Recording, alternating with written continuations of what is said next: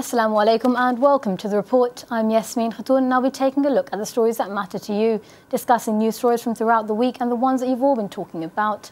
On The Report, we love to hear what you think, and to join the conversation, get tweeting using #TheReport. Later on the programme, we'll be going through the topics that have been trending throughout the week. But before we get into the conversation, let's have a look at some of the week's news.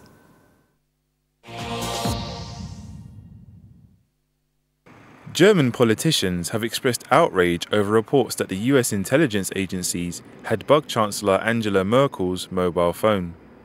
The German foreign minister has summoned the United States ambassador to Germany to discuss information obtained by Berlin. The bugging is thought to have taken place over a period of years. No-Spy-Abkommen, Partner spionieren sich gegenseitig nicht aus. Wir brauchen einen wirklich durchgreifenden Schutz der deutschen Unternehmen vor Wirtschafts- und Industriespionage, und wir brauchen einen Schutz auch der privaten Telekommunikation von denen, die nicht in irgendeiner Weise terrorverdächtig sind. Denn das, was die Amerikaner zurzeit immer noch machen. German politicians said that if the accusations are true, they would constitute a clear violation of German interests.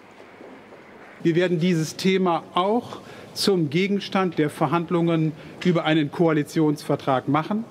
Der Schutz der Freiheits- und Bürgerrechte im digitalen Zeitalter wird eines der ganz wichtigen Themen in diesen Koalitionsverhandlungen werden. EU leaders meeting in Brussels say distrust of the US over spying could harm the fight against terror. France and Germany are pushing for talks with the US to find an understanding by the year's end. The US has refused to comment on this story. 61 female detainees have been released by the Syrian government in a three-way prisoner exchange. There has been no immediate comments from Syrian officials nor details of the women. This comes as UN Special Representative for Syria, Lakhdar Brahimi, will meet US and Russian officials in Switzerland next month to try to prepare the way for a full Syria peace conference in Geneva. The 2.5-year conflict has killed well over 100,000 people. More than 2 million Syrians have sought refuge abroad, and millions more have been displaced inside the country. Secret US documents have revealed that senior Pakistani government officials have for years known of and endorsed CIA drone strikes in Pakistan. Pakistan has long denied knowledge of these attacks. The documents indicate Pakistani officials were routinely given classified briefings. Pakistan has responded by repeating its opposition to drone strikes. Prime Minister Nawaz Sharif urged President Barack Obama on Wednesday to end drone strikes in the country.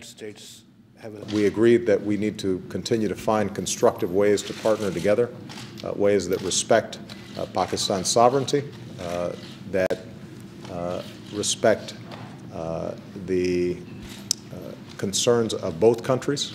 I'm optimistic that we can continue to make important strides in moving forward, because both the Pakistani people and the American people have suffered terribly from terrorism in the past. The United States has restarted security assistance to Pakistan. It had frozen aid during a period of strained relations following the 2011 raid that killed Al-Qaeda chief Osama bin Laden. US drone strikes have continued to kill civilians in Pakistan. The rights group Amnesty say these could be classified as war crimes.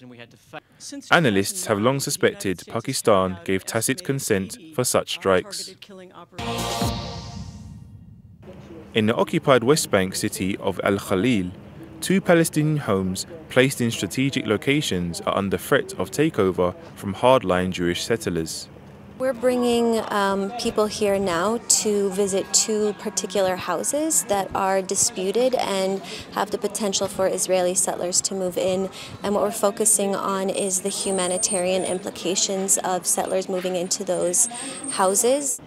Bethany Fullerton also said the locations of the houses would help settlers expand and link existing settlements, with serious implications for Palestinians.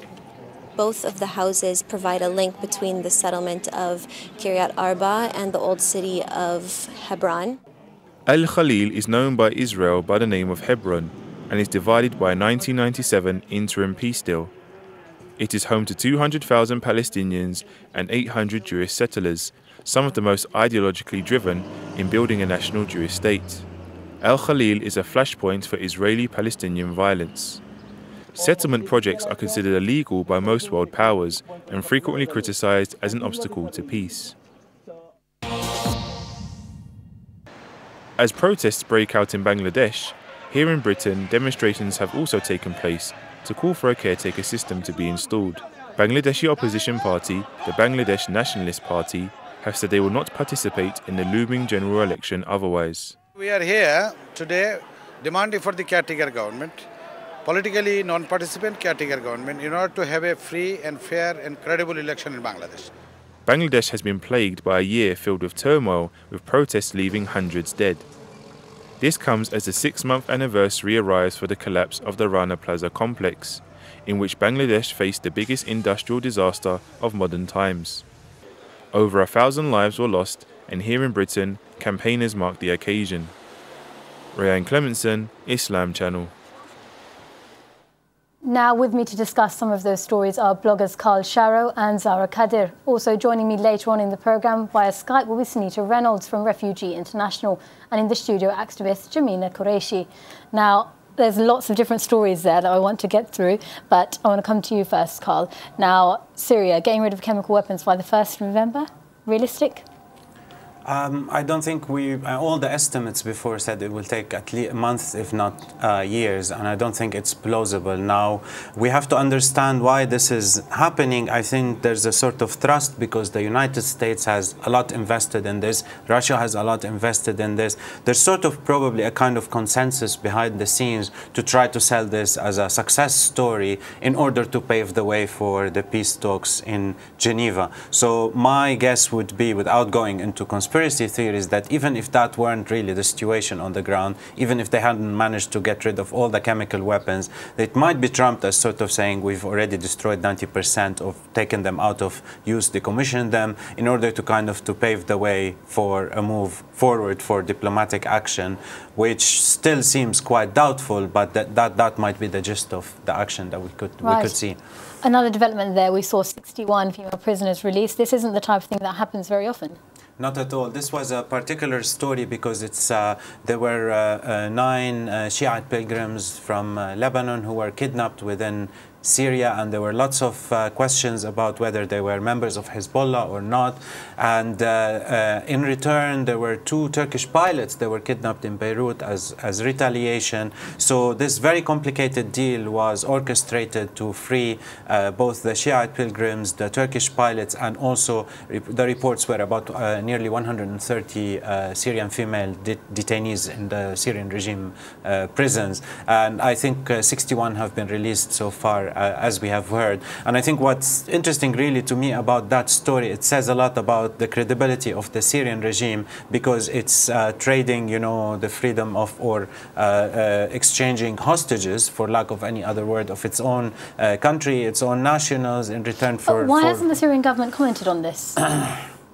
They've not said anything. Well, it's obviously quite embarrassing, I think, for them. And there's been a lot of critique, if you follow, especially online. Even supporters of the regime are quite angry because they're saying there are lots of Syrian army, POWs or hostages, whichever way you want to be, you want to put it, who haven't actually been, the Syrian government hasn't done any initiative to release them or to exchange prisoners to get them released. But why are they doing that in the case of Hezbollah or its people who are close to it? So I think what it points at is the increasing political importance for Hezbollah and its involvement in Syria and the role that it's playing. So the Syrian government has done a very embarrassing step on all levels to it in order to get those hostages freed. Governments and embarrassing situations. Zara Kadir, I want to come to you on a different country. Bangladesh, they're calling it the day of revolt today in the country. Just there we saw footage of protests here in Britain. Tell me some more. Well, today, the 25th, is meant to be the day where the government's meant to step down. Meant to step down? Well, it doesn't look like Hasina is going to be stepping down. Not at all. What's happening now is what the Army League have done. They've amended the constitution where the caretaker government has been amended. So Hasina, Sheikh Hasina, the Prime Minister of Bangladesh, has proposed that she will be the head of the caretaker government. But she is an elected Prime Minister in the country. Well, I mean, the thing is, in Bangladesh, the democracy, right to democracy, is being shattered completely. So there are thousands of people on the streets who are demanding for the caretaker government, and there are several reasons for that. The caretaker government was formulated by Awami League and Jamaat, both parties, back in 1996, for credible elections, fair elections, corrupt-free. So that doesn't. But a democratic state shouldn't have to go into having a caretaker government in order to hold an election, no? Well, Bangladesh is different to other countries. Bangladesh, their corruption is widespread. We've seen through the Skype scandals and the scandals that have been happening with the War Crimes Tribunal. So, that's the reason why Bangladesh needs, especially now, they need democracy, they need corrupt-free democracy right now, and that's where the caretaker government comes in, especially with the head coming from a neutral background. So that's what BNP and all the other political parties and the general people are demanding.